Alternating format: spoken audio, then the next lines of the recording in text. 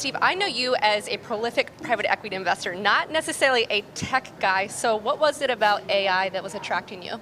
Well, I'm not really a tech guy, in fact, but what attracted me was learning about how profound these technologies are going to be, whether it's AI or quantum, machine learning, robotics, and it's going to change the world. And what I've learned is that it's important, first of all, for the U.S. to be competitive in these technologies. And secondly, when they get introduced, they can do some bad things as well as some good things. There are going to be profound changes in workforce, opportunities, healthcare, and we need to study not just what the technologies can do, but what the impact of those technologies is going to be on regular human beings. And how do you introduce them? How do you control them? How do you regulate them? Because it's a little like nuclear technology. You just don't let everyone have it because there are reasons you wouldn't. And it's the same way with these technologies. Right. Well, you're also talking about the ethics of AI and applying ethics to artificial intelligence. But how do you ensure that you do have the right impact? Well, you never can ensure, but you basically have to start. You have to set some type of framework, some type of restriction, some type of cooperation globally. It's basically knitting together a new world. And at the same time, you're having this amazing progress that comes from having these technologies, whether they're going to be, autonomous driving cars or other types of things in medicine. We'll design unique medicines for each person or lower the cost of developing medicines so that it's more cheap for consumers, better values, different ways of learning, teaching people to raise people up so that they have a better shot at prosperity, which they deserve. So it's a new world, and it's a world that unless you spend the time on it, you won't know how profound these changes are going to be. Now, do you think the U.S. is doing enough in terms of artificial intelligence and maintaining its competitiveness with the global economy? Because we are seeing China invest heavily in this space. Well, we've got basically three drivers. We've got great companies, we've got great universities, and we've got, a central government. So as you look at these, it's hard to imagine our companies doing a much better job, but in effect, they need an appropriate regulatory framework for them to operate, and they want that. Our universities don't have enough money at the moment to train all the students who come into them to take their place in that workforce. And they also can do a better job with more money, with more people, to progress artificial intelligence and these other technologies. And the U.S. government has been a laggard. You're probably not old enough to remember, when President Kennedy decided to go to the moon. And that moonshot, which started, I guess he made that speech around 1962, and we got there in 1969, created huge numbers of new technologies, accidental technologies that got introduced to the regular world to make life better for people. And our government needs to get in the game. And I think from dealing with people in Washington where there's a lot of dysfunction, I hope there's not going to be dysfunction in this area, because everyone I talk to in the legislature, the Congress, as well as, at the White House, understands how profound these issues are and that we have to get in the game. If we get all three, elements, companies, universities, and our central government doing what they're supposed to be doing, then things will work out very well for the United States. If we don't do that, then we'll face challenges not from any one country, but from a variety of countries that are pursuing these technologies. All right, I want to come back to AI in just a second, but while we have you, we have so many investors who are watching, and they also look to you. You run Blackstone, one of the biggest asset managers in the world. I want to get your reaction to the news that's coming out of Vietnam today. Trump ending that summit with Kim Jong-un early. What is your reaction to that? How are you assessing that when you're thinking about investing, and how are you thinking about that in relation to the U.S.-China trade negotiations that are going on? Yeah, well, the Vietnam meetings were unsuccessful. And, that happens sometimes. The preconditions, obviously, that North Korea wanted were not able to be met. I don't think there's much criticism of not agreeing to just remove all restrictions on the country and hoping things work out well. So it was a set of assumptions that each side had of where they wanted to come out, which didn't. I don't think, from what I've heard, that there was a lot of bad feeling about it. It just didn't happen. And so that's a shame. It's a long way. I think it's 20 hours to go all the way over there to not accomplish an enormous amount. On the other hand, dialogue is always good, and particularly when it doesn't end interpersonally in a bad place. Now, vis-a-vis China, it's quite interesting. Most people in the United States, at least, don't understand that China and the United States are really aligned vis-a-vis North Korea. And the reason is that North Korea is right on the border of China.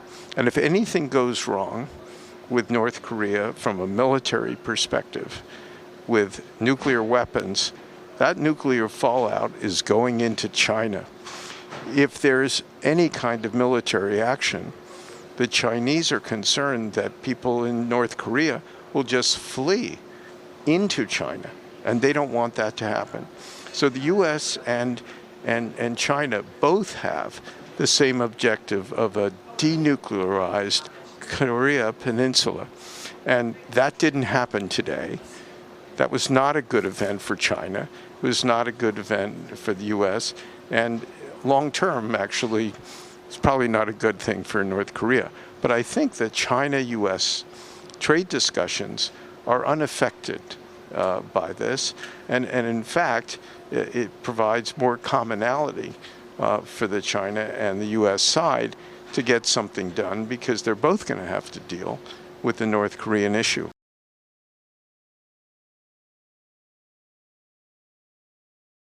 No matter the height of his success, Steve Schwarzman isn't satisfied. Straight out of Harvard Business School, Schwarzman joined Lehman Brothers, where he rose to managing director at just 31 years old.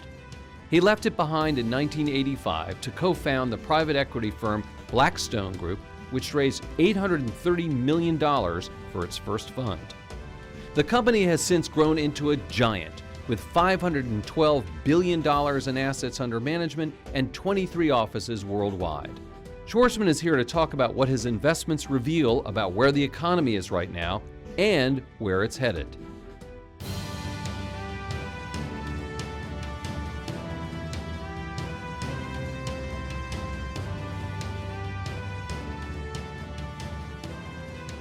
Hello and welcome to Influencers. I'm Andy Serwer, and welcome to our guest, Stephen Schwarzman, who is the co-founder and CEO of the Blackstone Group. Steve, great to see you. Good to see you, Andy. So I want to start off by asking you about a recent gift you made, $350 million to MIT to help create the Stephen A. Schwarzman College of Computing. And my understanding is it's all about AI. So the question is, why MIT and why AI? Well, why MIT is they're one of the greatest, if not the greatest, scientific university in the world, with huge numbers of Nobel Prize winners and Turing Prize winners. But MIT was a vehicle, in a way. The gift there enables them to double their faculty in the computer science area, set up a new college, and have faculty members as links to the other schools of MIT. So what this will enable MIT to do has become the first AI-enabled university in the world. Everyone at MIT will be able to have those skills. And you know, the reason also for MIT was because they will be focused on the ethics of the introduction of these technologies, which are extremely powerful and could, on the negative side, create higher levels of unemployment, people being replaced by computers and machines, and that's sort of the fear.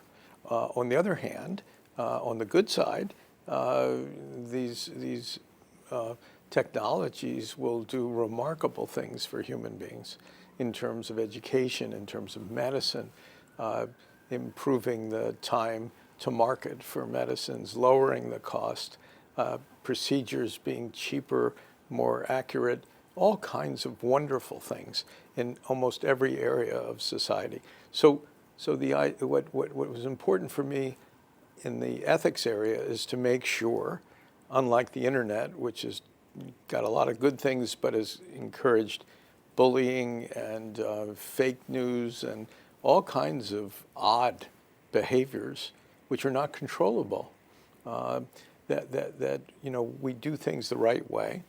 And my other objective with that gift was to increase U.S. competitiveness. And if we were going to double the faculty in computer science at MIT, it was quite clear to me that the other great universities in the United States would dramatically increase their budgets and raise outside money, because who wants anyone to get ahead of them? Right. And then if we get both of those things to happen, then engaging the U.S. government to put up very significant monies to advance these technologies is the way we used to do things in the past, with the space launches and competing with Sputnik in the 1950s. We need a more robust national policy. Other countries are doing the same thing, and it's a bit of a wake-up call. So that gift, at least in my mind, has basically has the potential to create all of these positive things for the country, and looks like that's on track to happen. So really, AI was an area that had the most potential for a multiplier effect, it sounds like. I mean, of all the things that you could have picked, is that kind of I think that's right, because it's not just AI. There's other technologies like quantum computing that are exceptionally profound in terms of their impact. And all this moves into robotics and other types of things. When you take the whole complex together, it's transformative for the workplace, for the country, and ironically, challenging and important for mankind. So this is like big field and important, and that's why I've engaged with it. You mentioned technology writ large and the foibles that exist there. Do you think that social networks and ad platforms and such, like Facebook and the like, need more regulation at this point, Steve? I think they need more regulation. And from hanging around with some of the major participants in the tech business now, it's quite clear that regulation is coming one way or another. For the U.S. tech companies, and I meet with these people, they talk about why are the tech standards being created by Europeans, right, at a time when Europeans don't have an entrant into the whole industry. And we have to fashion what's appropriate for the industry, because we have the leading companies in those industries. So I don't think there's reluctance to deal with a regulatory issue. It all depends how it's done. Yeah, it's interesting, because I think when they didn't want regulation, the dysfunction in Washington was beneficial, but now that they see the need for it, it's not helpful like it is for so many businesses, right? That's true. So with all of the endeavors that you have, and we'll talk about them a little bit more, Yale, MIT, the Schwarzman Scholars, the New York Public Library. How do you choose what to focus on? Well, that's a very good question, because I'm so busy I'm not doing a lot of choosing. That what happens is people bring me interesting ideas. You can't do them all. I like to do things that are transformative, things that create a new paradigm. It's sort of like starting little Blackstones again. It's a familiar type of activity for me, but it's just deployed in the not-for-profit sector. And I like to do something that'll change an institution or change the future. The way the Schwarzman Scholars is changing attitudes in China about the rest of the world to China. It's a fascinating thing that's enormously respected both in China and outside. And the objective there is to create a cadre of future leaders. Will end up being around 13,000 steady state that can impact the dialogue in the world involving China and the outside world, so that we have a greater shot at peace and mutual benefit. And if we can do that, which we will, we're doing it, it's a reality, then that's a wonderful thing, as sort of like a gift to society. And I care about stuff like that. I don't do it because somebody tells me. Right. Have you ever thought, Steve, about what really motivates you? I think you said about your father, who had a store and did okay, that he was content with what he had, and that sort of struck you as not who you were, that you wanted more. What is it that really drives you then? Well, I think it was probably my mother, because we all have like a gene pool, and then we all have the environment that we operate in. And my mother was a very positive life force, and I like the concept of creating things and excellence and winning. I've always liked this stuff as a kid, and so if you're lucky enough in life, you still have the same feelings you do as a kid. You may modulate them a bit, but your personality is intact. I haven't changed that much, and so I enjoy creating things. I enjoy something new. I enjoy creating excellence and change in a positive way.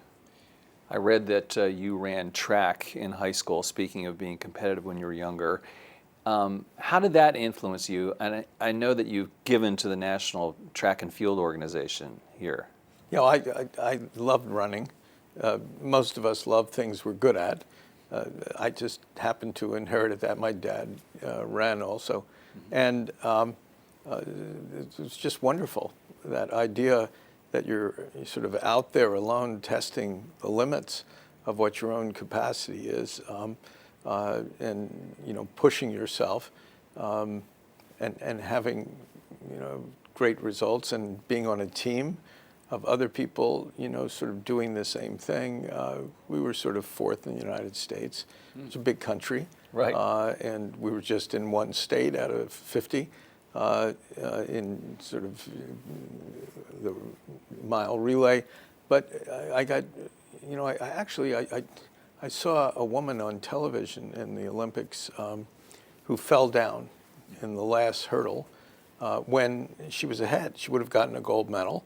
As it worked out, she got nothing. And for an athlete, winning an Olympic gold medal in that sport, that's everything. And so I figured she was so depressed, I invited her to New York to go to the U.S. Open Championships, and sort of get her out of what I thought. I didn't know this person, like a funk. How could you not be, totally depressed? And take her up to see John McEnroe in the broadcast booth, and just do a nice thing and get her back with more confidence for the future. And so I did that, and she told sort of somebody at the U.S. Track and Field Foundation. And they came to see me and said, could you support some of our athletes? I said, sure. What do you need? And so now I'm underwriting 25 of them. Huh. And in the last Olympics, I think we got, I think it was 4 golds with these athletes, 3 silvers and 3 bronze, something like that. And I've learned that you can't train as a track athlete after you get out of college unless somebody supports you, because you need 2 or 3 jobs. And you have to train twice a day. So you can't do that. Yeah. And so the nice thing for me is when these great talents say, if I hadn't had this support, I would have had to quit the sport. Right. And it's my destiny to win, not mine, theirs, and you make it possible. Right. That's like a nice feeling. That must be gratifying. Do you get a chance to run at all still? I'm on the treadmill every morning. I don't like running on uneven surfaces. As you get older, right, sort of even surfaces are better. Yeah, I'm still out there. Good. Shifting gears a little bit, I want to ask you about income and wealth inequality. And Ray Dalio recently wrote a long piece about capitalism and why he thought it wasn't working and how to fix it. One of his solutions included higher taxes, investment also, but higher taxes on wealthy people. What are your thoughts on that subject, just generally? Well, I think it's an important subject. And, I've thought about this a lot, because whenever you find, some unusual things happening in society, there are reasons. And what I've learned, just independent of Ray, but confirming, is that about half of the country 2 or 3 years ago couldn't write a $400 check in an emergency. They live paycheck to paycheck. They have no savings. And their net worth per capita is about the same as the bottom 50% of the population of Greece. So within the United States, it's all not the United States. Imagine, like, we're half the prosperity of people in Greece at the bottom of Greek society. That is not what people expect America to do when we have an average GDP per capita around $55,000. So that means some people are making a bunch more and a lot of other people are making less. So the issue is, I don't believe it's tax policy per se, because we have the most progressive, which means graduated, income tax in the developed world. We have 1% of the population paying, depending upon location, 40 to, in New York State, 51% of the income taxes.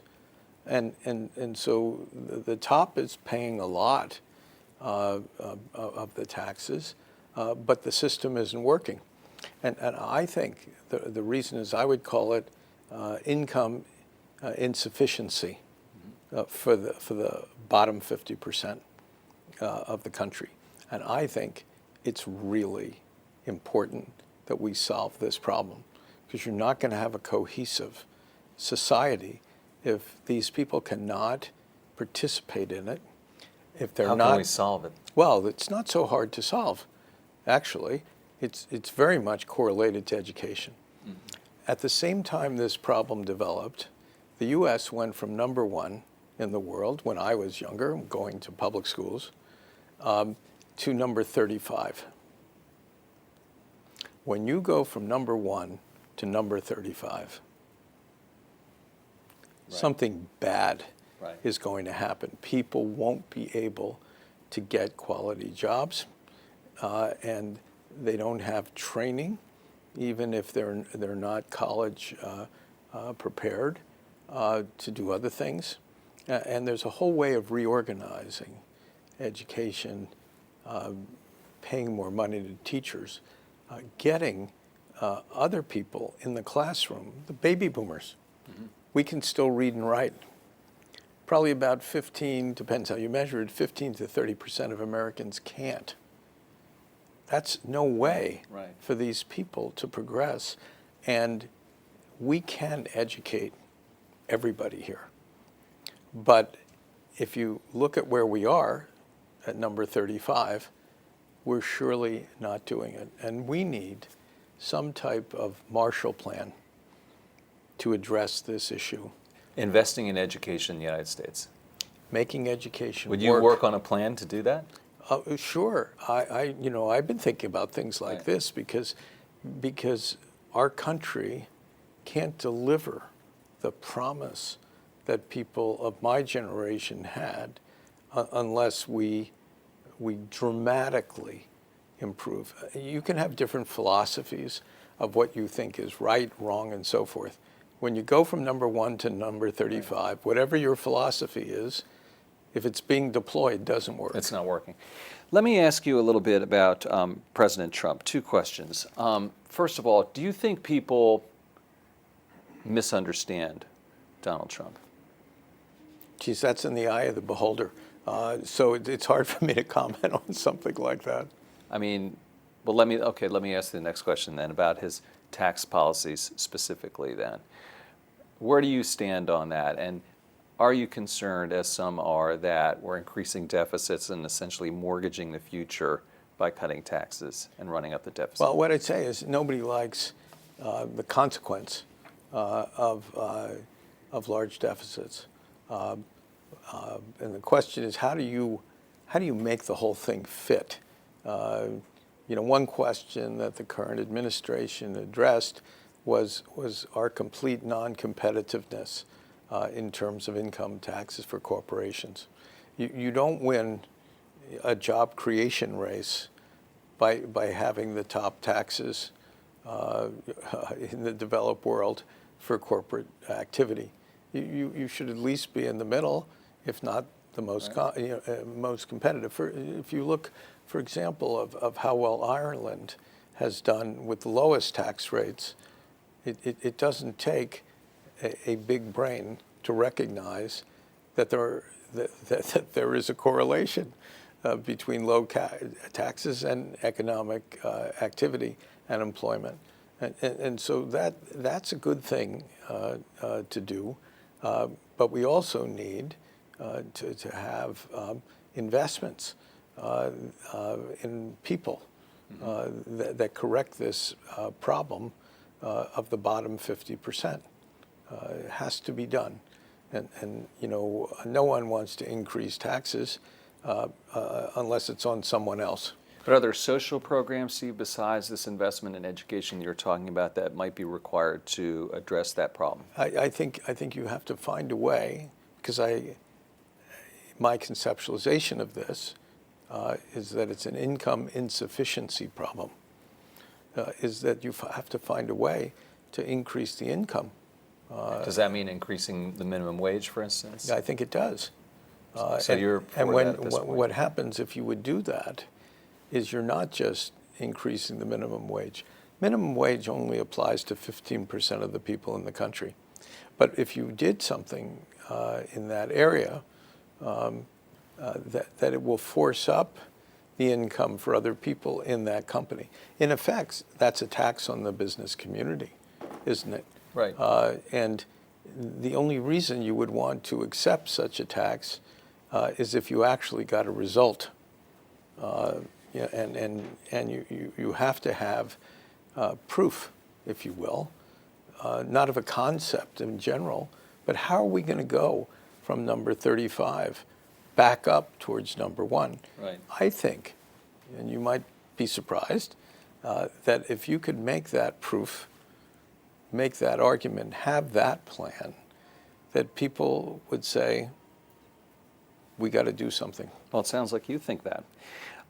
Let me ask you about China a little bit. Obviously, you're an old China hand, or an experienced China hand, I should say. Yeah, I'm not so old. Okay, right, thank you. But you have the Schwarzman Scholars at Tsinghua and have been investing there and understand the country. I think a lot of people agree with President Trump that the old rules that were established when China was very much a developing country, and it no longer is, should be changed. The question is he going about it the right way in terms of forcing China's hand? What do you think of the trade dispute, and how do you think it's going to get resolved? Well, I think the trade issues will result in a trade agreement, in the next 2 months, because both countries think that's important. How he got there is non-traditional.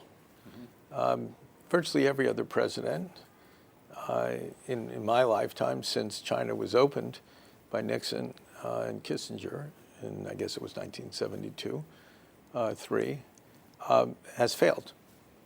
Every one of them. And we're not going to fail this time. We will not get an agreement that covers every issue that would be our ask. And the reason for that, of course, is that the Chinese system, which doesn't really make itself susceptible of complying with all of those asks. It's a mixed system with a very big government sector in their economy and all kinds of different incentives and controls. And so to wean China off of that system is not about a trade negotiation with a short-term solution for 70 years of different evolution and a different fundamental business model than we have in the West. This is a start. And as China gets more wealthy, it'll be easier for them to change. As China manufactures their own intellectual capital, they will want to protect it. And so I think what we're going to have is a very good start, but you won't get 100% of what some people would say. Well, we should get all that, and you're dealing with a society and structure that doesn't do any of that, pretty much, and so they'll think they've gone far. We'll think they've made progress, but it's a start. And so like most things in American politics, you'll have some divisiveness of that. But if you step back and you say, are we better off with a really good first step, as opposed to whichever previous president you want to pick that you think is terrific? They accomplished nothing in this area. I think the proof of concept, who could relate to all of these tariffs? We've never had that at this scale in our lifetimes. But it apparently did manage to get the attention, which is what it was meant to do. And I think we'll have a successful outcome if you measure by what is in the possible zone. And that's infinitely better than where we were. What do you say, Steve, to Chinese political leaders? Do you speak candidly to them? I do, yeah. I sort of speak like this. This is my one way of speaking. And what's interesting about them, and I'm lucky enough to deal with really pretty much all of them, is if you tell them what's really happening, what the perception is of what's going on, what likely outcomes are as a result of making no change, which won't be good for them, and what is sort of in the fair and reasonable standard, they're very open. In other words, if you're viewed as somebody who's just operating in the best interests of all parties, in other words, you can't make a deal if you don't know what the other people really want and have any real concept of what's fair, because you're coming from different systems. The Chinese haven't had the world's most remarkable economic transformation of any society in a 40-year period. I mean, it's amazing what they've done. And they haven't done it because they don't listen. They haven't done it because they're not smart. Right. They are smart, and they just need the they need the honesty. Right. People tell them what's up, and it's up to them to figure it out. Right. Let me ask you about Blackstone a little bit and the business cycle. It's been reported you guys are raising a big fund, $22 billion, the biggest fund on the way to being even bigger, the biggest fund you guys have raised, the biggest since 2007. And when I saw that, I said, uh-oh, does that mean it's the top of the cycle? So where do you think we are in the cycle, and how's Blackstone positioned? Well, that's a really good question, Andy. And, the cycle was declared over, I think, in the fourth quarter of 2018 last year. And I think everybody was agreed, and not being, self-congratulatory. I thought it was crazy what people were saying. You thought it was crazy when people declared it over? Oh, absolutely. And, we have about 200 companies. And we saw an economic slowing, but we didn't see a recession. No one of our CEOs saw that happening. And so I don't have to be too smart to know that's what they think. We have at the firm over 100 billion of revenues, 500,000 people working at our companies. And if they are all seeing the world differently than the media, I'd bet on them because they're dealing with customers. And so I think what's happened is global growth has softened for sure. China not as soft as you think, and that was reported. Oh, surprise, surprise. They've stimulated their economy and they're not collapsing. They'll probably grow around 6%. If you think they aren't performing, reporting accurately, wherever they were is not going down anymore. It's starting to come up. The U.S. will be, I don't know, 2.25%, 2.5%. And it's Europe, ironically, that's really the problem. Europe is 25%. Why is that ironic? Well, they're so big. Oh, I see. Okay. I mean, China's around 15% of the world economy. Europe's 25. U.S. is around 23. And to have the biggest engine of the world that nobody talks about. Right. Everybody talks about the United States. Everybody talks about China. Hardly anybody talks about Europe. And Europe is, sort of in a, I don't know whether it's no growth. The sick man of Europe is Europe. Yes. Right. Yes. And so that's what, we're having a slowing, but right. but we're not, certainly in the U.S., certainly in China, we're not having recessions. And finally, Blackstone was founded in 1985. It's been a number of years now, Steve, right? Apparently. Yes. So Goldman Sachs, 1869. So, what do you look to do to make this a sustainable institution, and where do you see Blackstone 25 years from now? Yeah, well, Blackstone is a sustainable institution. We've been here, be 34 years this year. Our flows of capital going into the alternative businesses dwarf everybody in our field.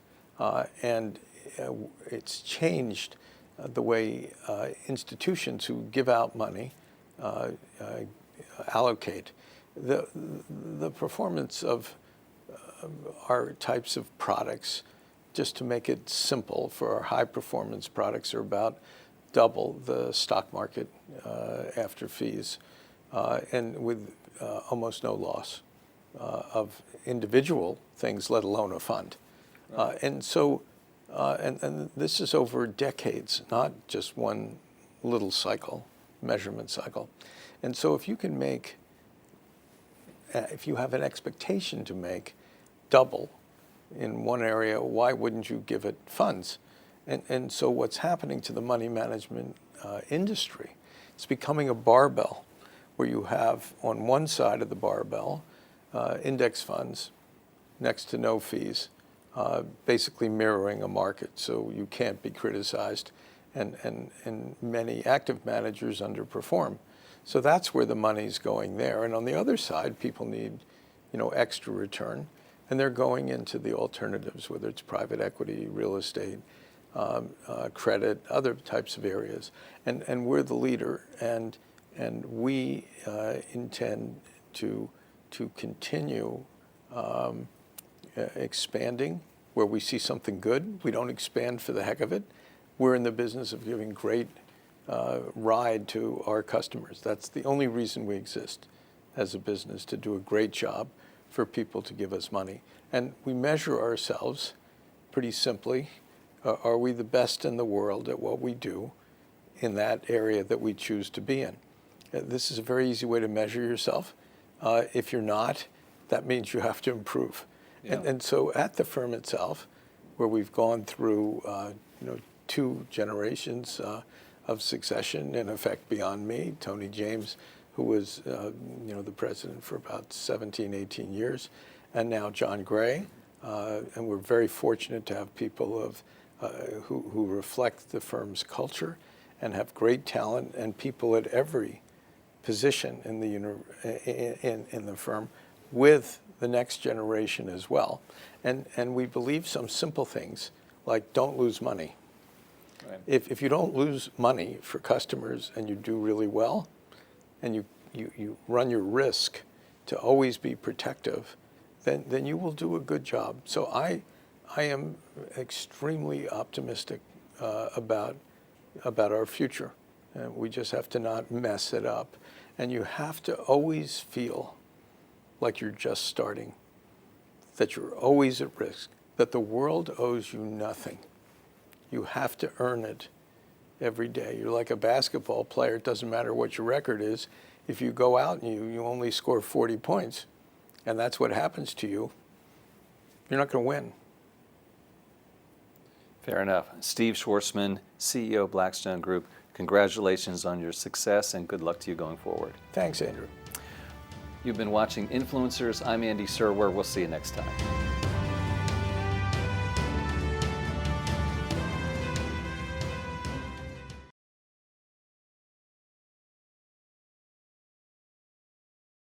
I'm Julia LaRoche, and this is Yahoo Finance Presents What It Takes. Today, we're joined by private equity pioneer Stephen Schwarzman, the CEO of the Blackstone Group. He comes from humble beginnings, and he went on to build one of the most successful and largest private equity firms. Today, we take a look back at his career. We also talk about his engagement with world leaders, including President Trump. We get his thoughts on global trade and the economy, and of course, talk about his philanthropy. Take a listen.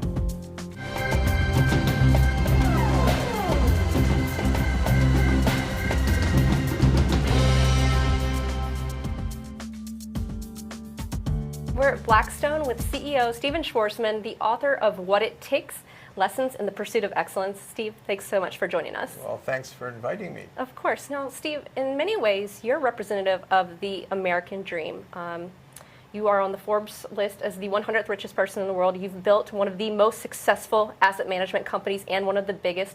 Yet you're sort of an unlikely story. You're the son of a dry goods seller. You grew up in a middle-class background. You went to a public school. So I have to ask you this. If you were starting out today, would you have what it takes to gain the same level of success? Well, you never can predict exactly what your path would be when you start. I was born at a time where, it was easier than it is today. I was the second year of the post-World War II baby boom. So there weren't many people ahead of you. So I think I probably could have figured out a route in today's world, but it was definitely easier when I was going to junior high school and college and getting my first job.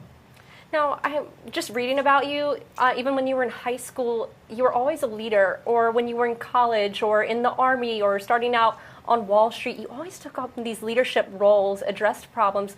Was that something that was natural to you, or did you learn that quality? No, it was natural. I always liked to be in charge of something or lead the way or fix something that was not optimal or broken, and it was comfortable. I sort of always wanted things to work well, and so when I saw something that wasn't, I could talk to the principal of the school or, sort of the colonel in the Army or the dean of another university department. And I always felt I was doing something that was good, for people I worked with, and I just liked that kind of role. You know, something else that really stood out to me is that you wrote letters to people. You would write letters to business leaders, and they would actually sometimes invite you into their homes and have discussions with you. So do you experience that today? And do you find that young people are reaching out to you, and do you find ways to give back to them? Yeah, I have like a steady stream of people. Sometimes when I go places, somebody will come up and hand me a note. Could I talk to you? Or I'm sort of at a point in my career where I could use some advice.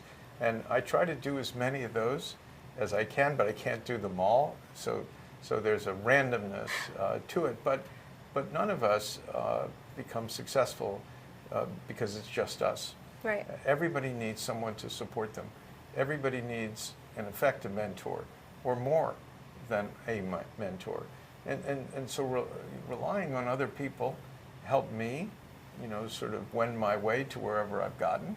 And I think that we all have an obligation to other people to help them on their journey as well. When you started on Wall Street, this was a funny story you told. You caught the attention of senior leaders early on at Lehman Brothers. Lou Glucksman yelled at you for not sitting up straight.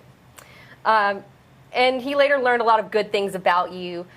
Wall Street was smaller then. Do you think that's still the case now, that young people can stand out early on amongst their senior leaders? Well, I think so. All of us in a more senior capacity are always looking around us to see who's got something special. And because if you're in any kind of vocation that involves human beings, you realize that people with real talent, real drive, have that certain special quality. We call them 10s. 9s are not so bad either. That they'll take you places. They'll develop things that you haven't thought of. They'll have a sixth sense as they get older. And if you develop those people, it's great for them, but it's also great for whatever institution you're in, whether it's for-profit like Blackstone or a not-for-profit. Steve, you just mentioned 10s. How do you find a 10? Like, what do you look for to find a 10? What does it take? Well, it's part of interviewing. What you find is that after the age of 40, people are their reputation. So if you meet someone and you're a little underimpressed and everyone says they're amazing, the chance that they're amazing is actually quite high. But when they're younger than 40, 20s and mid-30s and below, it's a little more challenging because they themselves have been trying out almost different approaches and different presentation styles. So I like to spend time with people in unstructured context. Usually when I meet someone, they give me a resume.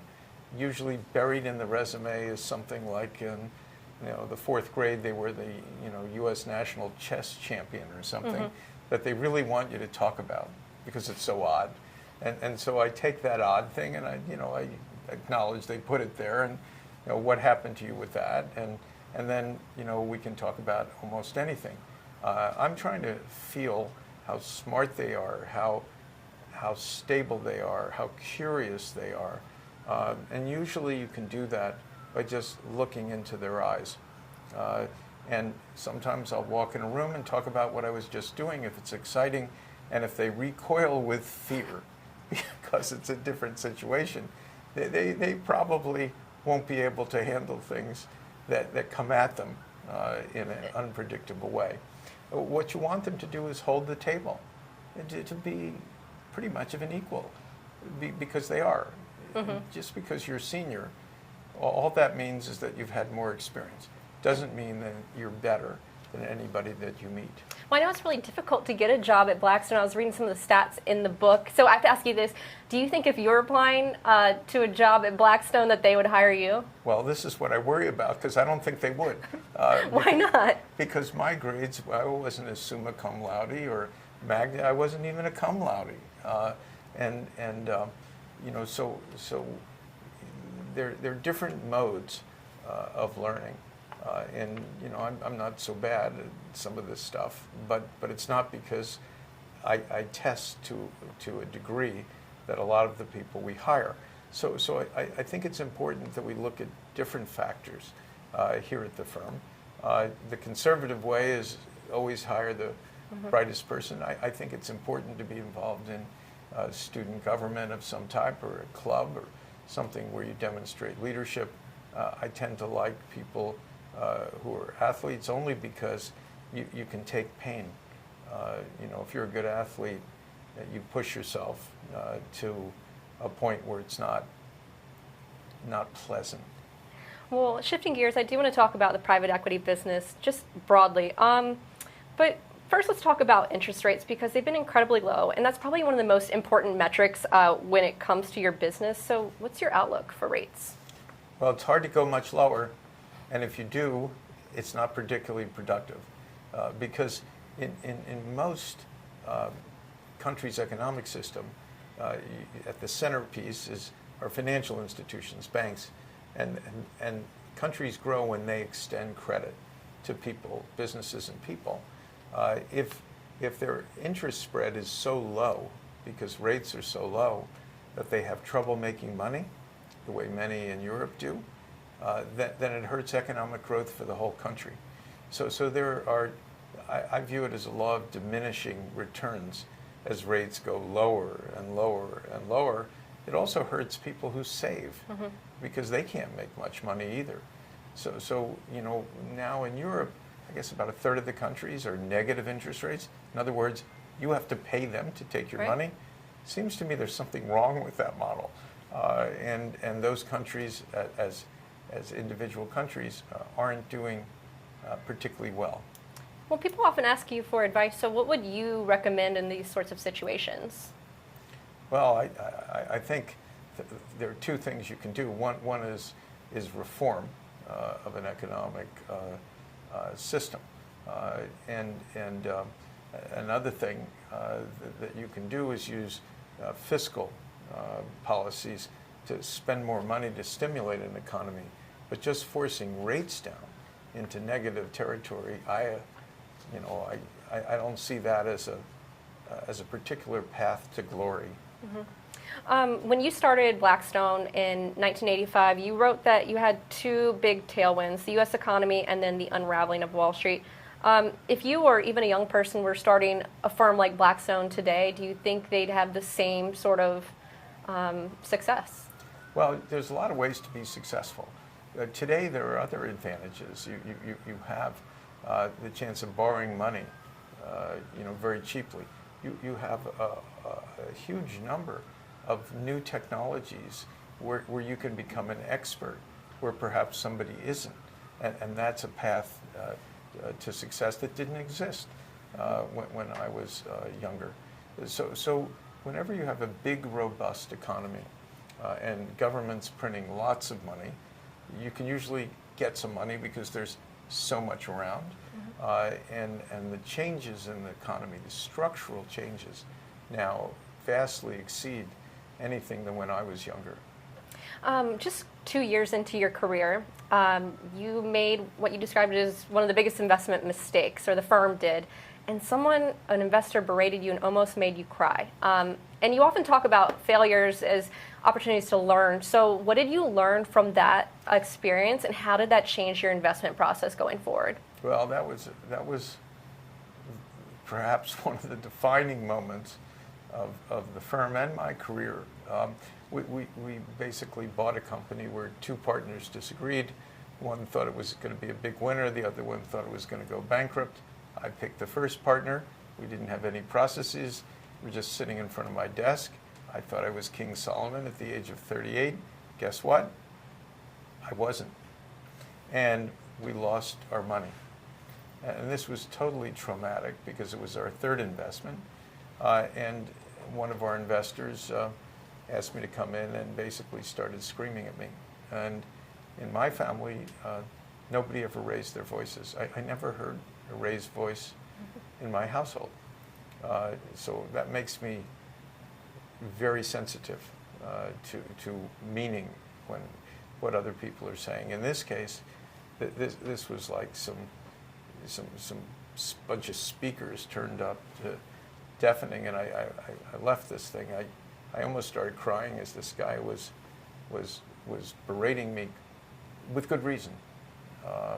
And I basically said, this is never going to happen again. We're going to come up with a different system. We're going to assess risk. We need something different. And so what we invented is basically what we use today, which involves a team doing a written presentation, listing all the risks among other factors, and giving it to a group of people to read 2 days before, so they actually don't get hoodwinked by somebody going with flip charts right in front of them. Mm-hmm. And then we get about, depends, different groups, different number of people. Just say, for example, you have 8 people around the table, and the team walks in, and basically part of the rule that we developed back then, it's adapted a little bit now, was that every person at that table has to recite. Every person has to point out the risks and what the probability of those risks should be in their view, and how bad it would be if that happened. And it's not about watching one smart person interrogate a team and having 7 others be a paid audience. Nobody's an audience. And if the people who bring the proposal realize that they're basically going to be intellectually filleted every time they come in the room, then it's never personal, because it happens every time. And it makes the team be much better prepared, and it makes everyone who's at the table much better prepared. And then there's always questions. You send them back. You do the same process again. And by the time you finish, we have quite a good idea of what the prospect of loss could be. If there's real prospect of loss, we don't do it.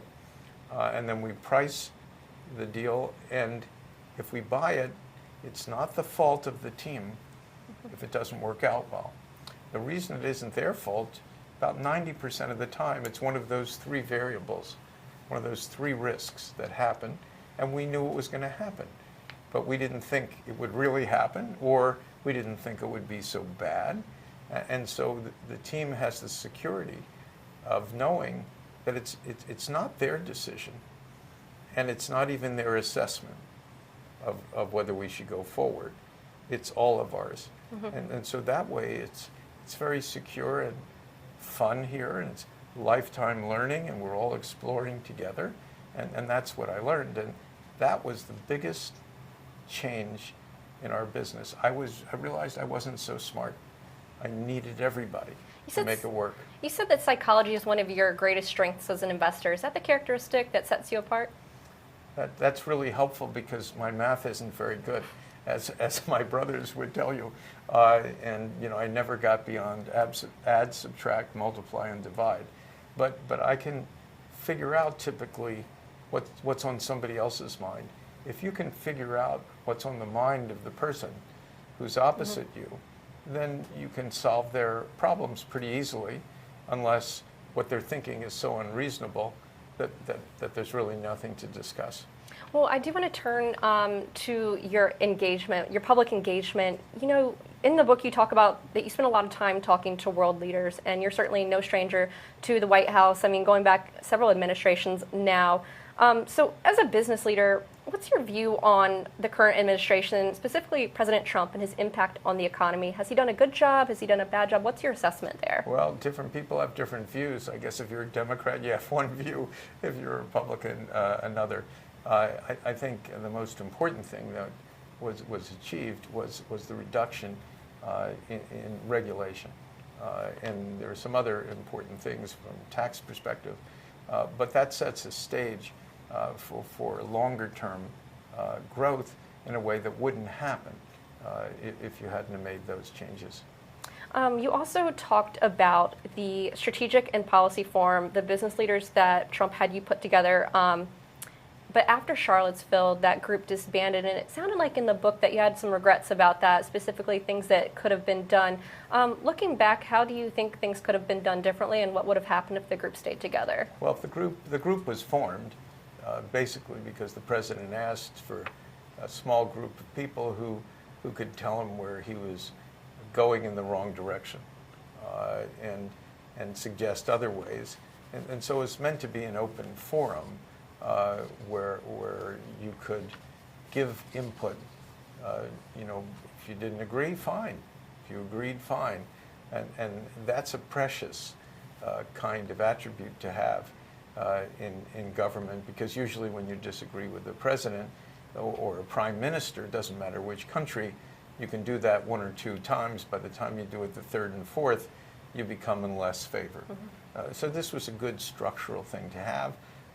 Unfortunately, with the outcome of Charlottesville and sort of a number of the members who are running big companies, like half of their companies had employees who were Democrats who were very unhappy with the president, and they were in effect putting pressure on the CEO. You have customers, half of whom are Democrats, who were also putting pressure, and then there were also some Republicans who were unhappy. So I started getting contacts from the members saying, I'm under excruciating pressure here, and I don't want to do this because it's hurting my business. And for me, there's an easy decision. Why should you do something that's hurting your business? This is supposed to be a good thing, not turn out to be a bad thing for you. And so we decided the best thing to do was to end the group. On the other hand, the purpose of the group was a good thing for the country because it was bipartisan. Now, you also talk about that you've been involved actively in the trade talks. I know you've worked with business leaders and leaders in China. We've seen the trade tensions escalate. And since you've been involved in those talks, you also said that they're the most complicated you've ever experienced. Why is that? Why are they so complicated? Well, it's been 2.5 years, and the reason why it's complicated is actually simple. That China, for the last 40 years, has grown more than any other country in world history. It's pretty amazing, but they've done it through a system, where they have relatively closed borders, they have high tariffs, they have a variety of other practices which are not done in the developed world, like the United States and Europe and some other countries. And so, given the fact that somewhere between 40 and 50% of the people in the United States are having a tough time economically, and they're unhappy with their government, the previous government, doesn't matter, and they want changes, and they're angry, and they should be. And so those people, after they've run out of people to attack in the United States for their unhappiness, they go abroad, and China's the target. And so China's where the jobs went, and China's where a lot of the wealth went during that period. So people want China to adjust. And China recognizes that that's what happened. There are a lot of people who just like it that way because it works. There are other people who recognize you just can't keep doing that with things getting relatively worse in the developed world, and so there needs to be an adjustment. People don't like giving up things that they have. The United States would like to normalize all of these issues as soon as possible for China. So you've got something that's going to happen over the long term. And the question is, how fast does it happen, and how much of it happens?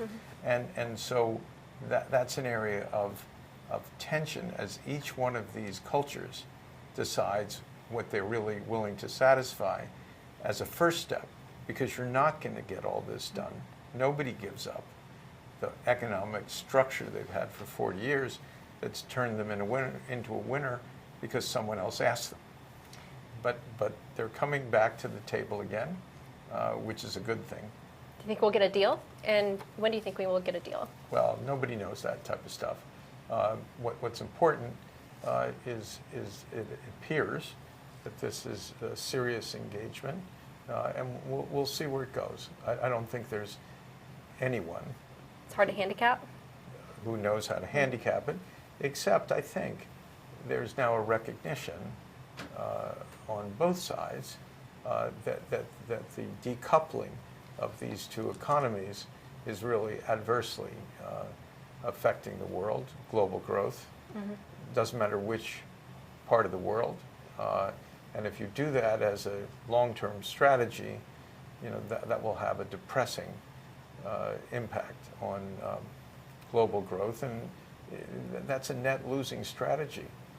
And so hopefully the fact that we're going into re-engagement is a recognition by the parties that, particularly by China, that this isn't in their long-term best interest either to decouple. It kind of brings me to the Schwarzman scholars at Tsinghua University, and you wrote about how we could fall into the Thucydides trap if China and the U.S. cannot find a, quote, cooperative, trusting way to manage the shift in political power. How much does that worry you? You think about problems and things, and you worry sometimes. How much does that worry you? Well, when we got the idea for this in 2011, it worried me then. But I must say, I was wrong. I thought this would take 10 or 15 years. It started happening 2 years ago, in 2016. So it's pretty clear that with the tensions rising between, sort of U.S. and China and the developed world and China, that there's a real need to have some kind of buffer, some kind of group of trained people who appreciate, the good parts of China, and there are many, and the parts that need to be modified, and can take a lifetime role thinking about those things and talking to the citizens in the 38 countries that they come from. You've also given away hundreds of millions of dollars to philanthropy. A lot of it has gone toward education. Your former public school, I know some schools here in New York where you've sponsored students, Yale, MIT, the Schwarzman Scholars. But if you had to pick one area, where do you think you will have the greatest impact of all of those I've mentioned? Well, that's like asking somebody your about favorite child, which of their children I'm going to ask you, though. they really like. And the way I was raised, you love all your children equally. Right. And so I can't give you a more perceptive answer than that. Each thing that I've tried to do, I think, is really, really, really important for the constituencies that are involved. But it also seems that the common thread is education. And how do you think that you can play a role in solving for education? Where do you see some of the dislocation, some of the problems that could be solved? It's important, and I try and support a variety of things to do this. And from individual students in the Catholic school system, where we have 90% of them as minorities and 70% at the poverty line or below, and 98% graduate, 96 go on to college. It's like an amazing set of outcomes. And our great universities around the world can address certain types of problems. Like in China, we're trying to bring the world to China so that the world can understand China better. In the United States, we're working on AI ethics issues, which are really going to be critical as people get a better idea of what's going on with AI. You were up in MIT with me, and we talked about those issues. I'm doing some of that at Oxford. And these are big challenges and opportunities facing us as human beings, as Americans, and international constituencies. So I like doing these kinds of big things. I've got a wonderful project at Yale where I think will change the way students relate and have a central place to be, which I never had when I was there. So everything I do, I try and impact an important problem or issue. One of the issues that a lot of your peers have brought up, I'm just thinking Ray Dalio, for example, has brought up capitalism and the need to reform capitalism. Do you think capitalism needs to be reformed, and what sort of role can folks like yourself play? Well, I think capitalism needs to be reformed less than education has to be made better. If we had a much more qualified workforce, then capitalism per se would work better. To try and get capitalism to fix an entire society is a good objective, and companies should do what they can for that, but there are different levers in our system that actually have to come into play to make it all work. I only have a couple more questions for you. You have some simple rules in your book for identifying market tops and bottoms. I suppose this is a great framework for looking at where we are in the cycle. So right now, using those rules, where do you think we are and where do you see us heading? Well, we're not at the bottom and we're not in the middle. So I think it's a time where U.S. is probably growing. I don't know. We'll find out retrospectively, but somewhere around 2%, maybe a tiny bit less. We've got great consumers, 70% of the economy, and manufacturing going down, and stock markets pretty much at records. So bond markets are sort of at records, and so usually when everything's doing records all the time, and there's a lot of geopolitical uncertainty, it's usually like a wake-up call. It's not red, but it's yellow, and it makes you be more conservative when you're investing. It makes you think more about downsides. It makes you want to buy higher quality things, because your chance of accidentally being lucky, which happens at the bottom of a cycle, is much lower. All right, Steve, you end your book with a question. You write, what's next? Who knows? So what's next for you? Well, that's why I ended it that I know. way. Okay, fair. And I think what happens, what I've learned in my life, is all you have to do is keep doing what you're doing, keep getting all the feeds from all the activities, whether it's Blackstone or my charitable stuff or things where I touched government. And what happens is you see something that you didn't see before. And that leads you to something big and something interesting. And I've learned all you have to do is be active and wait, and you'll see it. Stephen Schwarzman, CEO of the Blackstone Group and author of What It Takes. Thank you so much for your time. Thank you.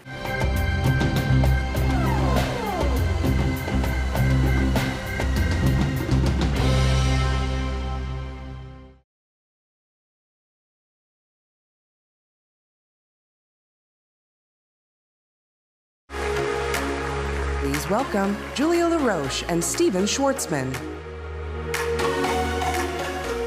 Steve Schwarzman, CEO of the Blackstone Group and the best-selling author of What It Takes. It's so great to be back with you again. Good to see you again. All right, well, Steve, the last time we talked, you gave me an answer to a question that I asked you about, that you didn't think that you would be hired at Blackstone if you were to apply today. So my follow-up to that is, do you worry that Blackstone and maybe other firms might be missing out on the next Steve Schwarzman? Well, I think it's always hard to know exactly who to pick when you have a qualified pool. I'm quite sure, unfortunately, I wouldn't be picked because I wasn't magna or summa. And we talked at our management committee about this issue, and I asked how many of you were, only like 8 people, 9 people, how many of you were magna or summa? One hand went up. How many of you were cum laude? No other hands went up. So the rest of us were like generic people. And we're pretty flexible. And, as organizations grow, you end up, sometimes hiring really very bright people. But I think that people who have a balance, it's good to be smart, obviously, but having leadership skills is really important. And playing sports is good too, and the reason for that is you learn to take pain, and it's not easy to be successful. It requires a lot of effort, a lot of setbacks, It's a little bit like sports. You get thrown on the ground, you got to get up. We hire less than 1% of the people who apply. It's surreal. And we have amazing people, but we always make sure that we have a few of them, like myself, with more generalized skills, and it's something we're always refining. Mm-hmm. Well, you've been in this business for decades. I do want to go back and revisit some of your early years. In your book, you wrote that at DLJ, I was never trained properly. I would cower in my office hoping no one noticed me, scared that I would be found out as ignorant or incompetent. I must have been the biggest buyer of antiperspirant on the east side of Manhattan. And then when you were at Lehman Brothers, you told this story about working months on this fairness opinion. You submit it, you're so proud of it, and then you get this phone call from your boss that there's a typo on page 56. So I have to ask you, how formative were those experiences, and how did it shape the way you built the culture at Blackstone? Yeah, well, everybody knows that sometimes when you start out, it's a rough ride, and it was definitely rough for me. I had no training, and I was like the person in a class at school who, whenever they asked somebody to open the class, you try and position yourself behind somebody else's head, so you wouldn't get called on. And that was because I wasn't trained. And so what happens is when you have these bad experiences, you don't forget. And when you sort of make sort of a vow to yourself that if you ever got into a position of authority, you wouldn't do that to anybody else. Mm-hmm. You want people to be as prepared as they can be. You want as low a stress environment for them. You want them to understand that they can ask questions. I'm in the financial business, and almost everything's been invented before you did it. Certainly for your first few years. So let's not have you struggle. It's absolutely okay to ask questions. As a shortcut, you're not allowed to ask the same question over and over again, which means you've learned nothing.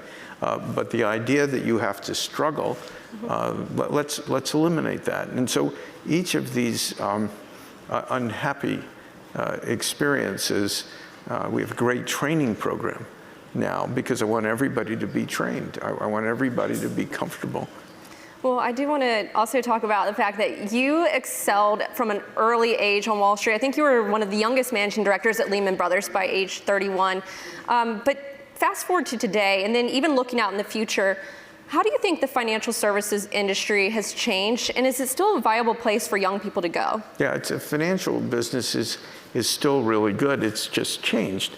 And as long as you're printing in the United States an extra $1 trillion a year of money over and above what you would normally do with these deficits, there's always plenty of money and plenty of new things that you can do. At places that are larger, our place has 2,500 people, so it's not that big. You design people's careers so if you're really terrific, you move faster.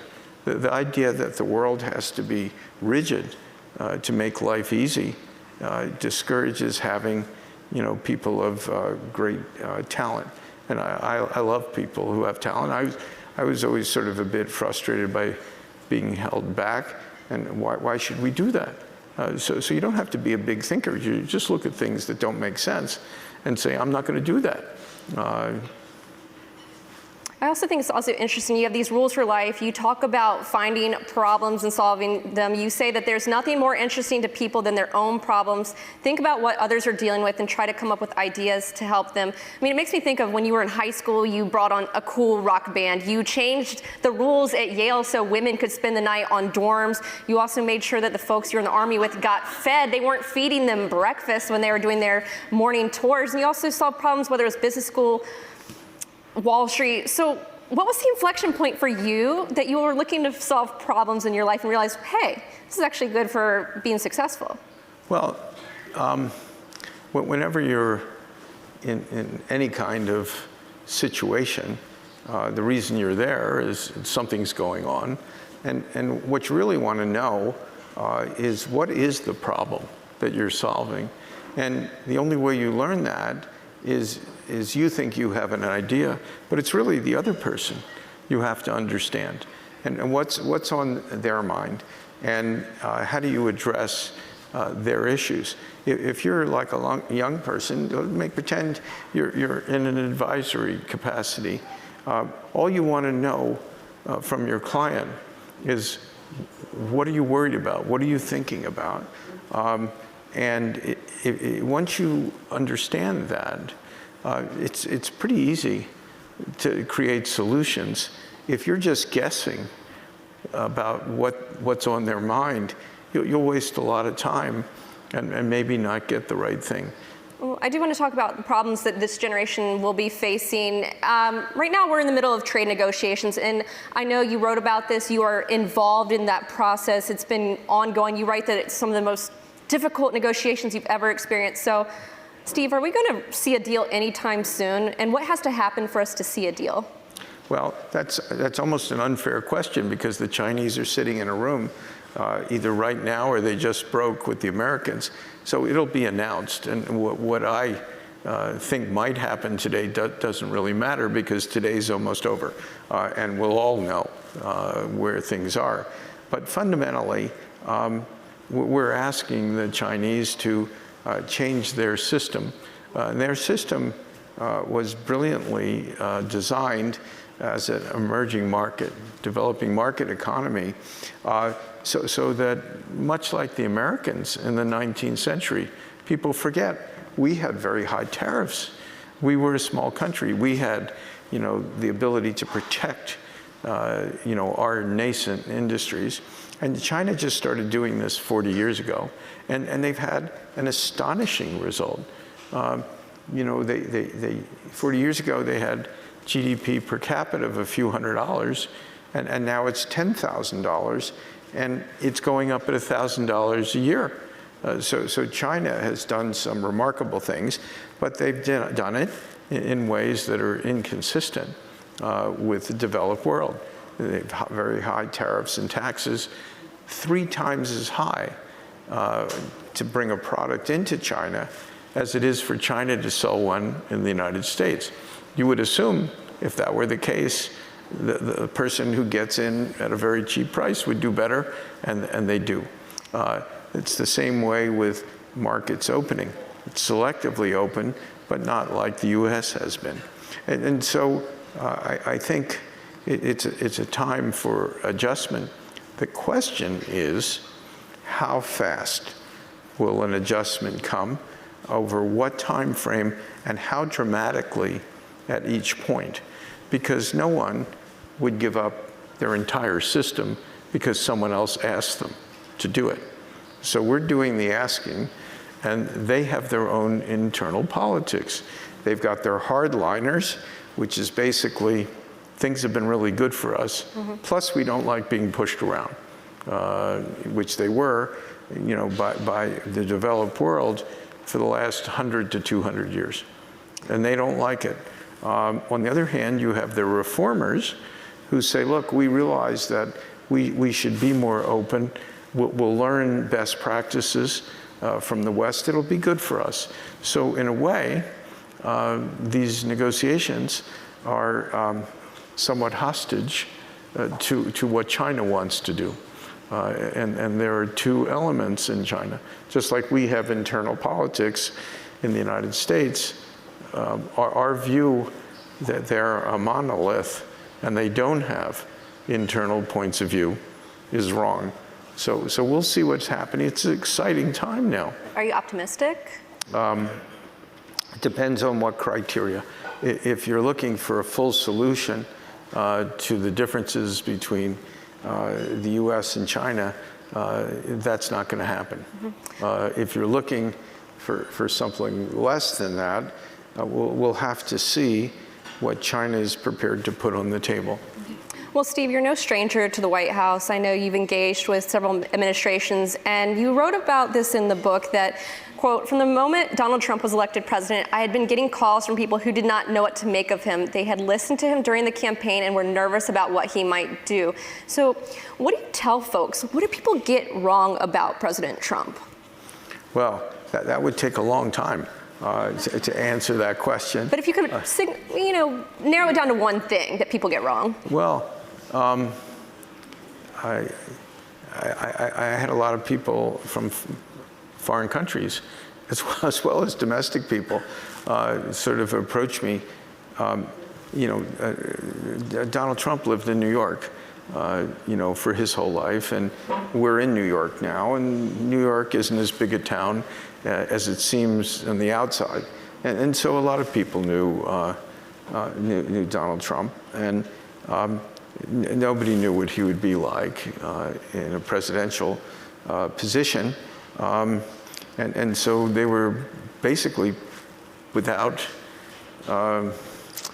any knowledge and had a lot of concerns about it. And so, I would meet with them and see what was on their mind and see if I could solve some of the issues. But, one of the things is that all of these tweets are not worth listening to. And for some reason, everybody is focused on them all. And I never have been. Some of them are just indicative of sort of a general area of concern and aren't meant to be taken literally. And, with today's news media, it doesn't matter whether it's left or right, people just hang on every word. I've always thought that would drive them sort of nuts, and that's where they've ended up as a society. And, I think you have to wait to see something of real importance that's more considered, but that's not what the media is doing. And so you get all this confusion and focus where there probably shouldn't be focus, but it's just my point of view. All right, well, we are coming up on the 2020 election, and you are the son of a dry goods seller. You are the American dream. You are now the 100th richest person in the world, according to the Forbes list. But as we approach the election, you're seeing more and more candidates come out proposing a wealth tax. You have one who says billionaires shouldn't exist. You're also seeing polls that are more favorable towards socialism. So what is your response to that? Well, there are a bunch of different responses as to this thing about billionaires shouldn't exist. That if you look at who these people are, they didn't become prosperous sitting and just watching television. These are people who started businesses. And every place where everybody works was started by somebody. And that's the way the world works. And the people who take that risk and start those businesses and end up, either you're hiring 10 people, 100 people, 1,000 people, 10,000 people, 100,000 people. That's where people work. And those people make more money. And what happens is they become affluent. Most of them fail, by the way. 9 out of 10 businesses that are started result in failure. So if you're one of the people who make it through that, you're providing employment and prosperity and, in effect, tax revenue. And you have a bunch compared to other people.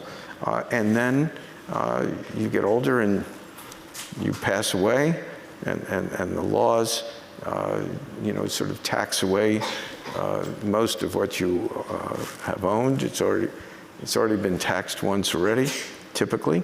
And then that's dispersed, and then that wealth disappears. And so that's how these people get created. In terms of a wealth tax, I don't remember whether there are 210 or 220 countries in the world, and only 4 of them have a wealth tax. If it was such a good idea and it was so easy to raise money, you'd have loads of them. You've had more than 4 and they give it up. So why did they give it up? So Yahoo addresses a lot of younger people who want to start businesses. And here's how this would work if you were trying to start a business and you got venture capital money. Make pretend that you were successful and your company, make it really a good success, was worth $1 billion on a valuation basis. And you started it, so you had $300 million of the billion. But you probably had a salary of somewhere around $300,000. So what would happen is you'd end up with $150,000 after tax. And if you had a 1% tax, you'd owe another $3 million. So how are you going to pay $3 million of taxes when you only have $150,000? So this would be a terrible situation to have created something, be successful, and be hemorrhaging financially. So that's how a wealth tax works.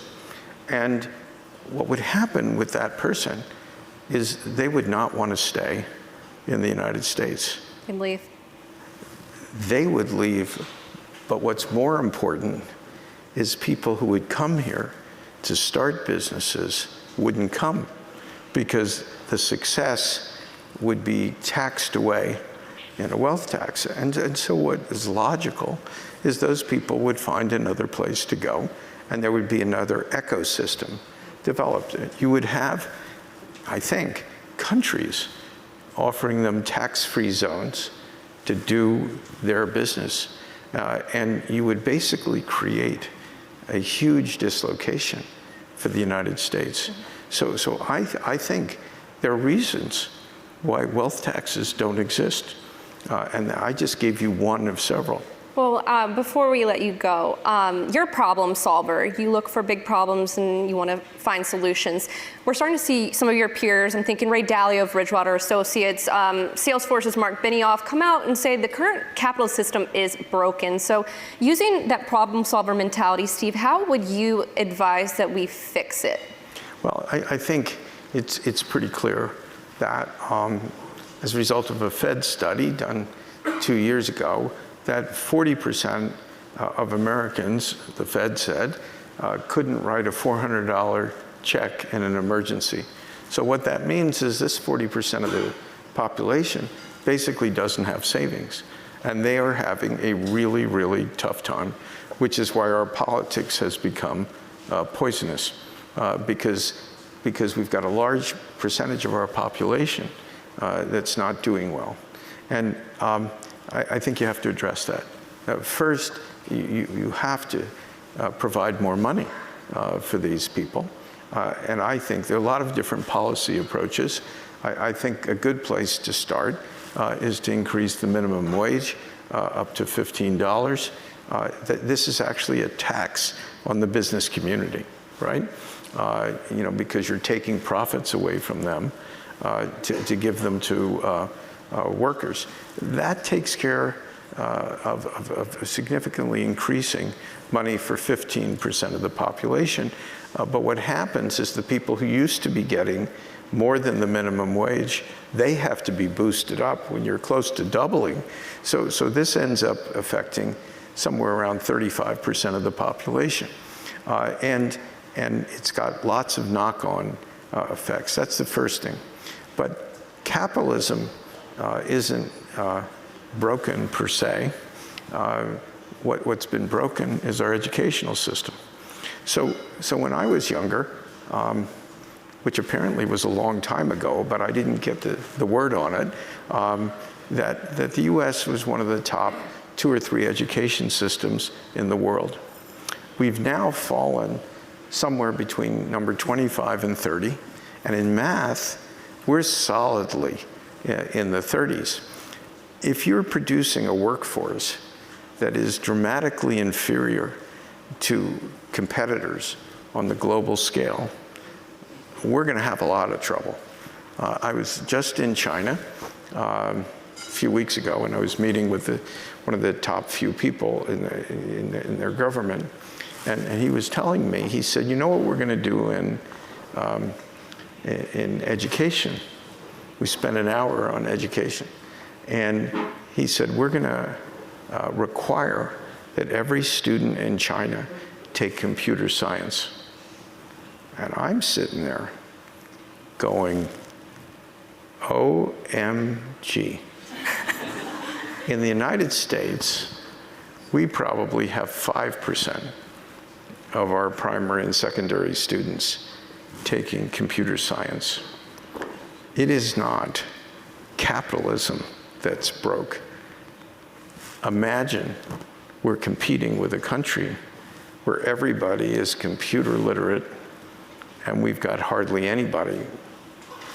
This is not a recipe for long-term success. And it's not about capitalism. We have to put the best possible individuals and training on the playing field. That's how you win the game. And we're just not doing what we need to do in that area. And if you deliver those people to a workforce, you're really disadvantaged. So I have a slightly different take. These are government issues, by the way. They're not business issues. But there are a lot of things that business can do to help train people. We have to do that. We have to make sure that students who aren't necessarily on a college track do stuff like they do in Germany, where the business community, trains those people for real jobs, takes them on board, and gives them good careers. So we have a lot of levers that we can play with to have better outcomes for the people in the country, and we have to do that. This is not optional. Well, you know what I think? These sound like generational opportunities. Stephen Schwarzman, CEO of the Blackstone Group, thank you so much for joining us at the Yahoo Finance All Market Summit. We'll now be joined by Yahoo Finance's editor-in-chief, Andy Serwer, for some closing remarks. Okay. I think I'm good. First of all, thank you guys, Julia and Steve, for that really insightful conversation. That was a great way to end the day. And I just hope that everyone had as wonderful a time as I did. I thought it was really, really awesome. So thank you all so much to everyone here in New York. Thank you to everyone who is watching the live stream. Thank you to our sponsors, Accenture, Edelman, McKinsey, and Vault 12. And then also thank you to everyone from Yahoo Finance and to the wonderful crew who produced this. Thanks to Jen Rogers and Brian Chung. Thank you all so much. We'll see you again next year. Thank you. Have a great day. Thank you so much.